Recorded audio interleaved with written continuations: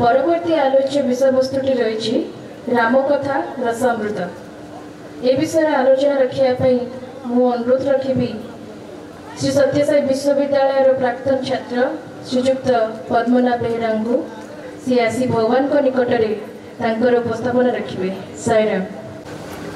त्वमेव माताश्च पिता त्वमेव त्वमेव बन्धुश्च सखा त्वमेव त्वमेव विद्या द्रविणं त्वमेव त्वमेव सर्वा मम देव देव त्वमेव सर्वा साई देव देव। परम कारुणिक परम प्रेममय भगवान बाबा पाद पद्म आम समस्त शतकोटि प्रणाम। उपस्थित पूज्य जिला सभापति महोदय ढेंकानाल जिलार आज आम गहन उपस्थित होता प्रिय अतिथि सम्माननीय राम लक्ष्मण भाई साई लक्ष्मीनारायण भाई एवं आम ढेंकानाल जिलार समस्त कार्यकर्ता भाई भौणी समस्त समिति आसी भाई भौणी एवं आम ग्राम जयपुर समस्त भाई भौणी मैंने समस्त सप्रेम साइखा भगवान को अपार करुणा आज मते यही पवित्र श्री रामनवमी अवसर रे गोटे विषय दि जाइए जहाँ हम समस्त शुणी राम कथा रसामृत। आम जे देखा रामायण रामायण विभिन्न भाषा लिखा जाइए विभिन्न लोकों द्वारा लिखा जाइए किंतु सबुठार यदि प्रिय देखा एवं सबुठार प्रिय लगे से लोक जी निजे राम अवतार रूप में आसी आमर प्रिय भगवान सत्यसाई बाबा जिते बड़े राम रूप कृष्ण रूप में आसी जो राम रूप में आसी से निजे गोटे बहीटे लिखिले एवं आम समस्त जनईदे जे एक्चुअली रामायण समय कौन चली ताहाकू आम रामकथा रसवाहिनी हिसाब से आम समस्त सत्यसाई डिभोटी मैंने जानते रामकथा रसवाहिनी पुस्तक लिखा जाइए जहाँ स्वामी कथार लिखा जाइए आम समस्त जाने से किसी कथा मुझे आवृत करी कारण आम जब देखा सबकि टपिक ये कभर करना केवल किसी जो 15 मिनट समय दि जाइए से 15 मिनट भितर मुझे केवल जहाँ भी किसी कहि केवल महिमा कहि आम जब देखा ये जो राम राम शब्दटी हूँ जहाँ समस्त आकर्षित कर राम शब्दटी 3टी अक्षर आसी र आ म र समस्त आम जो देखिए तात्पर्य हूँ जदि आम देखा री हूँ अग्नि देवता को सूचित करे। अग्नि देवता काम कौन हो समस्त पाप को नष्ट कर दे था। आम जाने जहाँ कि अग्नि पकईवा जहाँ भी किसी आम जलांजलि करने चाहिए जहाँ कि अर्पण करवा ताहा सब पवित्र हो जाए तेणु र शब्दटी हूँ अग्निदेव को बुझाई थाए आ शब्दटी सूर्य देवता को बुझाई थाए। सूर्य देवता कौन करती आम जाने आम समस्त अज्ञान रूपी अंधकार रही अज्ञान रूपी अंधकार आमको आलोकित पथ को नापी सूर्य देवता कार्य आज देखा जदि आम सका जो उठुचे जिते सबुआड़ अंधार होता है जिते सूर्य किरण टी पड़ी थाए आम समस्ते सबुआड़े देखिले सबकि आमको ठीक सुंदर भाव लगे तेणु आम देखा सूर्य जे कि अज्ञानर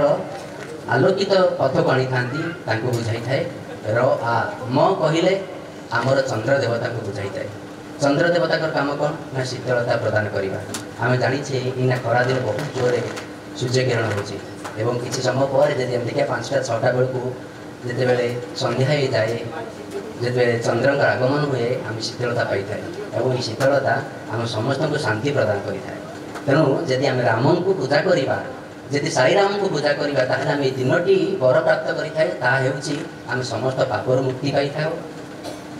समस्त अंधकार आमर आलोकित आड़ आम यात्रा करूँ आम जीवन सब शांतिमय हुए यह हूँ राम शब्दटीर अर्थ। तेणु ये पवित्र रामनवमी आम देखा भगवान जहाँ निजे उदाहरण दिखती जे किपरि भाव आम भगवान जिते आसिले अवतार नहीं आसिले सब कहती आप देखिए जदि गोटे मिनट आखि जो आम बंद करवा आम सका जिते सत्यनारायण भाई आमको ज्योति ध्यान विषय कहते आम कहते से कथा को आम अनुभव करने कहते जे चिंता कर आम सामने ज्योति स्वरूप भगवान बसुँच सतरे आम जो देखा भगवान को रूप को जो देखा ତାହା ଅତି ସୁନ୍ଦର। ଏବଂ ଏ ରୂପ ଶବ୍ଦକୁ ଯେତେବେଳେ ମୋର ଏଠି ମନେ ପଡ଼ିଯାଏ ଗୋଟିଏ କଥା ଭଗବାନ ସବୁବେଳେ କୁହନ୍ତି, ଯାହା ଗୋଟେ ଉଦାହରଣ ମାଧ୍ୟମରେ ମୁଁ ଆପଣମାନଙ୍କୁ କହିବି ସେ ରାମାୟଣର ଚରିତ୍ର। ଆମେ ଜାଣିଛେ ରାବଣ ସୀତାମାତାଙ୍କୁ ହରଣ କରିଥିଲା ବୋଲି ଆମେ ରାମାୟଣରେ ଜାଣିଛେ। ଏବଂ ଯେତେବେଳେ ହରଣ କରିବା ପାଇଁ ହରଣ କରିସାରିଛି, ହରଣ କରିବା ପୂର୍ବରୁ ସେ ବିଭିନ୍ନ ପ୍ରକାର ଟ୍ରାଏ ମଧ୍ୟ କରିଥିଲା, ଚେଷ୍ଟା କରିଥିଲା କିପରି ଭାବରେ କେଉଁ ପ୍ରୋସେସ୍ରେ ଚାହିଁଲେ ସେ ମାତା ସୀତାଙ୍କୁ ହରଣ କରିବ ସେ ମଧ୍ୟ ତାହାର ଇଚ୍ଛା କରିଥିଲା। ଏବଂ ସୀତାମାତାଙ୍କୁ ହରଣ କରିସାରିଲା ପରେ ଆମେ ସମସ୍ତେ ଜାଣିଛେ ଯେ ସେ ସୀତାମାତାଙ୍କୁ ନିଜର କରିବା ପାଇଁ ଚାହିଁଥିଲା, କିନ୍ତୁ ତାହା ହେଇପାରିନଥିଲା। এই কথারে মন্দোদরী দিনে রাবণকে পচারুছি যে রাবণ তুমি যদি সমস্ত দেবাদেবীঙ্কর হো সবু রূপ তুমি নেই পার তাহলে তুমি চাহিলে তো রামঙ্কর রূপ নেই পারি থাকত। যদি রামঙ্কর রূপ নেই থাকত তুমি কেতে কষ্ট মধ্যে করা পড়ি নথান্তা। তুমকু মানে আমকু অযোধ্যা ভায়া জায়গা বা আমার যদি দেখা যে জায়গার আম মাতা সীতাঙ্কু হরণ করা যাইতিলা এমিতি বিভিন্ন জায়গাକୁ ଯିବାକୁ ପଡ଼ି ନଥାନ୍ତା। ଏବଂ ଆଣି ସାରିଲା ପରେ ମଧ୍ୟ ତୁମକୁ ଏତେ କଷ୍ଟ କରିବାକୁ ପଡ଼ିନଥାନ୍ତା, ଅଶୋକ ବାଟିରେ ରଖିବାକୁ ପଡ଼ିନଥାନ୍ତା। ତୁମେ ସେଇ ମୁହୂର୍ତ୍ତରେ ରାମଙ୍କର ରୂପ ନେଇଥାନ୍ତ ଏବଂ ସୀତାମାତାଙ୍କୁ ତୁମେ ପ୍ରଲୋଭନ ଦେଖାଇଥାନ୍ତ। ମନ୍ଦୋଦରୀ ପ୍ରଶ୍ନଟି ଯେତେବେଳେ ରାବଣଙ୍କୁ କହିଲେ ଯେ ତୁମେ ଏଇଟା କାହିଁ କରିପାରିଲ ନାହିଁ, ରାବଣ କହୁଛନ୍ତି ସେଟା ମୋତେ କରିବାଟା ମୋ ପାଇଁ ବହୁତ ଇଜି ଥିଲା। ଗୋଟେ ମିନିଟ୍ ଭିତରେ ଚାହିଁଥିଲେ ମୁଁ ରାମ ହୋଇଯାଇଥାନ୍ତି, ରାମଙ୍କର ରୂପ ହୋଇଯାଇଥାନ୍ତି।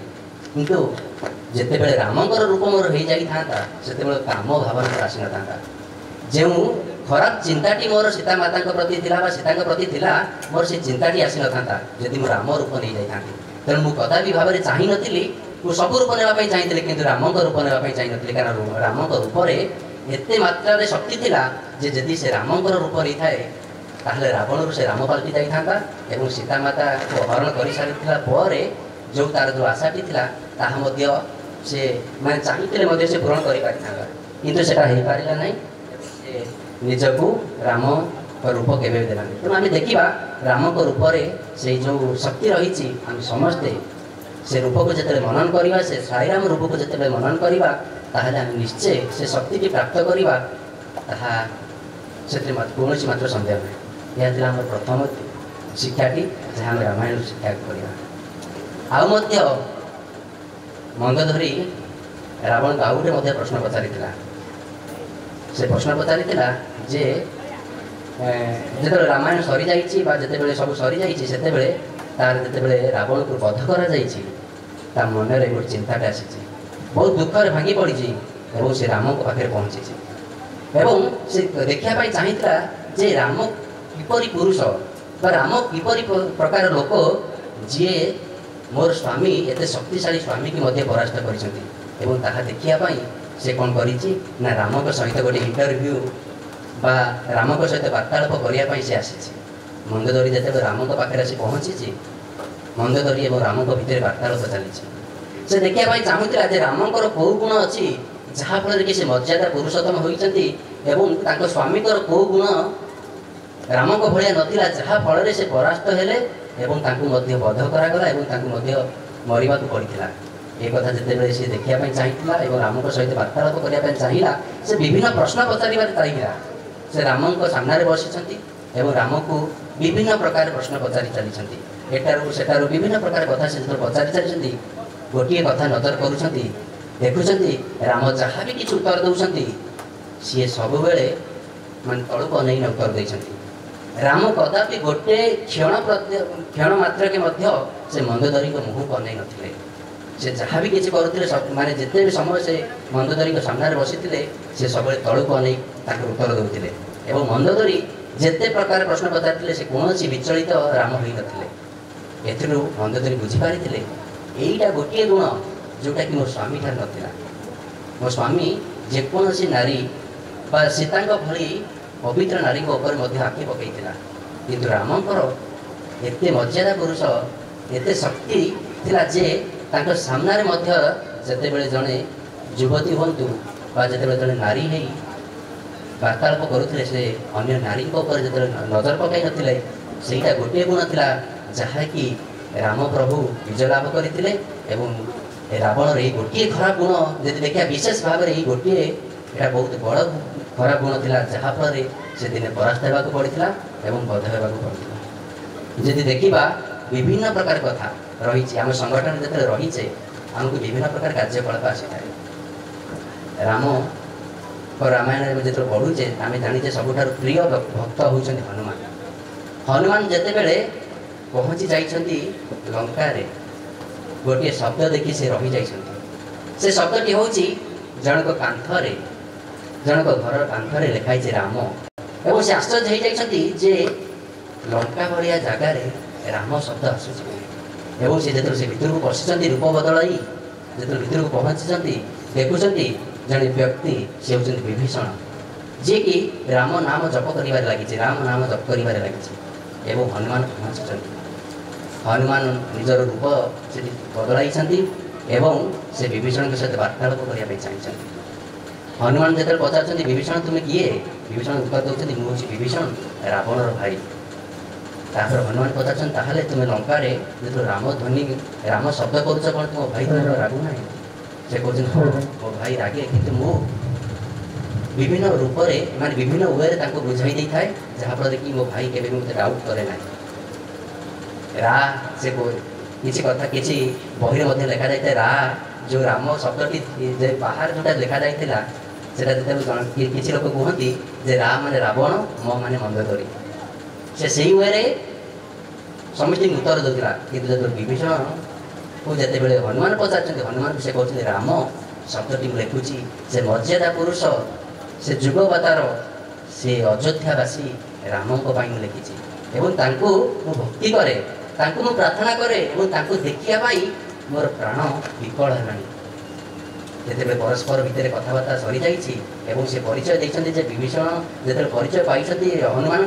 से होती रामकर भक्त और रामकर कार्य कर परस्पर को कोलाग्रत कर विभीषण गोटे प्रश्न कर हनुमान को हनुमान मु भी तो राम नाम जप करुँची तुम्हें राम नाम जप कर मु कहीं एपर्यंत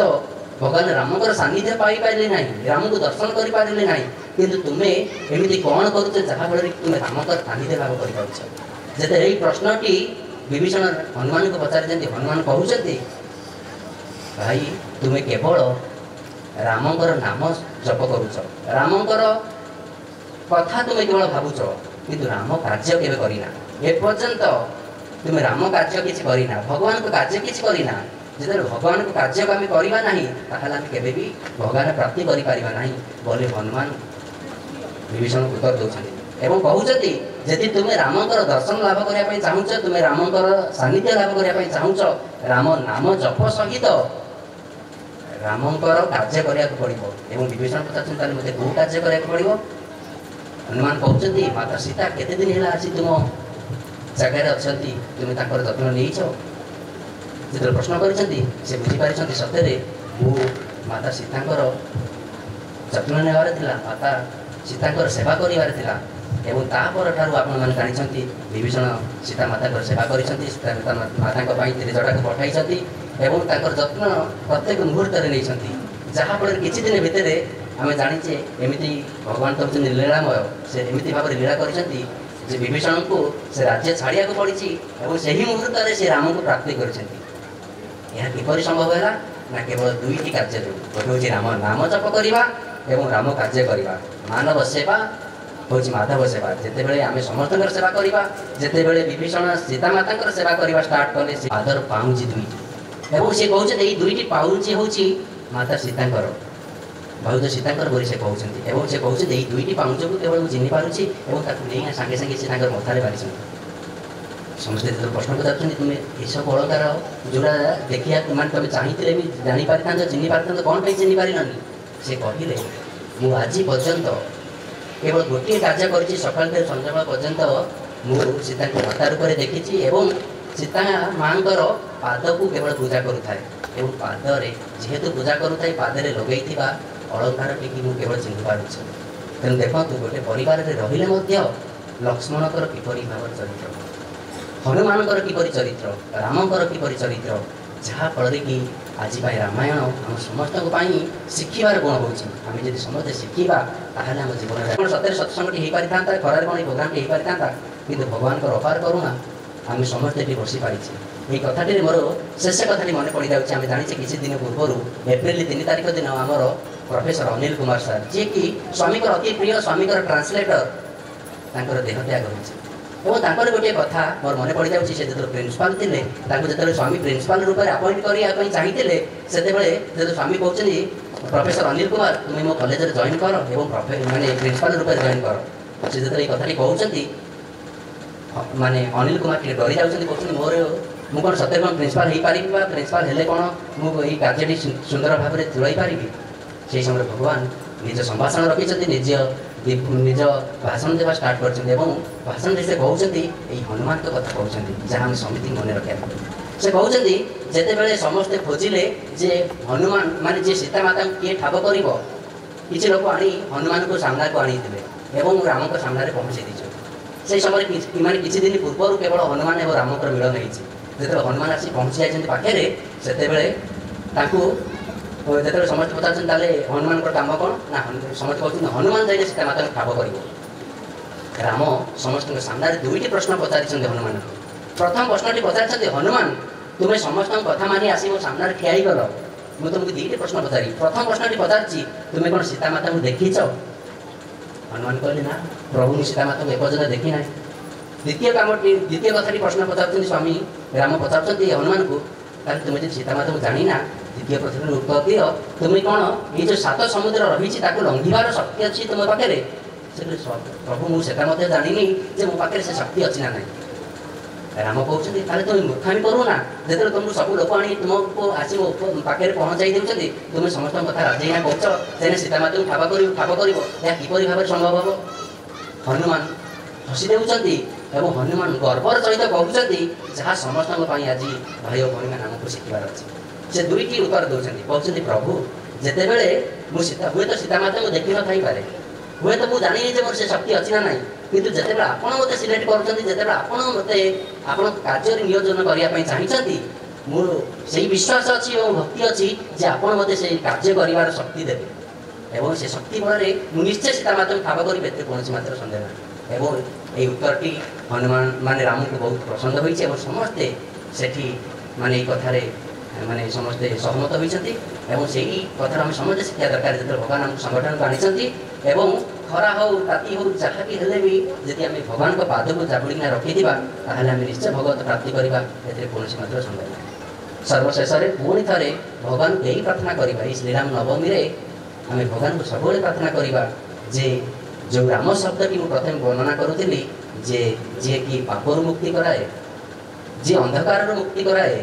जी आमको माने प्रकृत शांति प्रदान करे से साई राम आमको से शक्ति दिंतु जहाँफल कि आम ये 3टी शक्तिर अधिकारी हो पारिबा यही प्रार्थना सहित मु मोर कथा को भगवान पाद पद्म अर्पण करुछि जय साई साईराम अशेष कृतज्ञता देवी पवित्र रामनवमी रे आम रामायण महिमा आम श्रवण कले तेणु मुझे अशेष कृतज्ञता ज्ञापन करुछि।